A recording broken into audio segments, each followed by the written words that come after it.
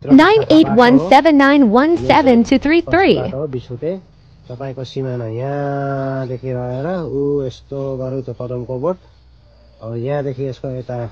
पश्चिमपट्टि यता गयो त्यो अघि देखाएको पूर्वपट्टिको टक्क यो लगाएर गयो जग्गा यही हो यसरी जान्छ होइन जाँदै जाँदै जाँदै जाँदै जान्छ यो हेर्नुहोस् एकदम धान फलेको छ है यस्तो स्टाइलमा माटै माटो छ नि यो चाहिँ धान मजाले धान फलेको छ जग्गा यही हो बिसुटे बाटो पनि छ बोर्डिङ सोर्डिङहरू पनि गाडेको छ यो पानीको लागि सिँचाइ सबैको व्यवस्था छ त्यसरी गरेर कति बिघा हुँदा यो 11 बिघाको यता तल पनि झऱ्यो होइन त्यहाँसम्म उपरको बोटसम्म यो सिमाना उयादेखि यता यता गयो होइन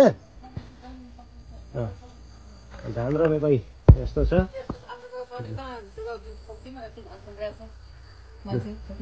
यहाँनिर पनि छ धान सान पोखरी सखरी धान सान सबको तलतिर धान छ यसरी